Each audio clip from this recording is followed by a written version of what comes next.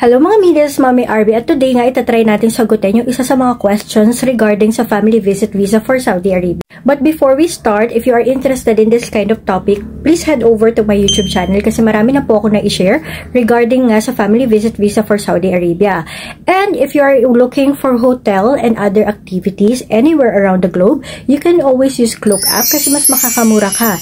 And if you will use Mami Arby Klook, mas makaka-discount ka pa ng up to 5% off in all your Klook bookings, and you can use it hanggang 5 beses. Now, let's start. Sagutin natin yung question na to, na pwede na po bang mag-visit si husband daw niya kung lumipat daw ng company si husband at 3 months pa lang daw sa kabagong company. To answer your question, wala pong specific required na duration or gano'n nakatagal ng stay sa isang kumpanya bago mag-request ng family visit visa as long as they have their ikama o yung tinatawag nating resident ID nila doon. He can ask actually the help of HR on how to accomplish yung family visit visa ninyo. And then, yun nga, proceed with the usual process and proceed with the requirements. Basta ibibigay lang or ma-accomplish lang natin yung mga requirements na hinihingi sa atin ng Embassy ng Saudi.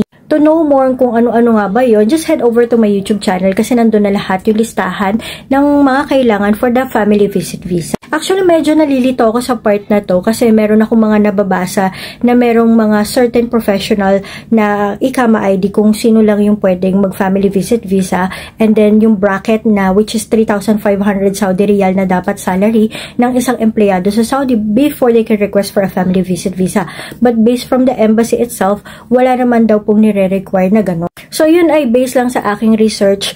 So, kung wala naman nire-require si embassy at wala namang hinihingi yung HR sa atin, and at the same time, makakapag-accomplish naman tayo ng mga requirements, then we can proceed with the usual process. Medyo marami lang siya mga mino, pero that is actually the reason why I created a video and a playlist sa aking YouTube channel para mahimay-himay natin at magmukhang madali para sa ating lahat. So, yun lang mga mi. If there is any other questions, concerns, or clarification, you can head over to my YouTube channel or you can comment down kung ano nga ba yung mga questions and clarifications natin. And if meron po kayong ibang mga idea, lalo na yung mga matagal nang umaalis at bumabalik sa bansang Saudi Arabia na nag-hold ng family visit visa, you can always message me or comment sa aking mga video para naman sa inyong mga suggestion na pwede nating isali sa mga video para at least malaman din ng lahat ng mga pupunta for the very first time. So, yun lang mga mi.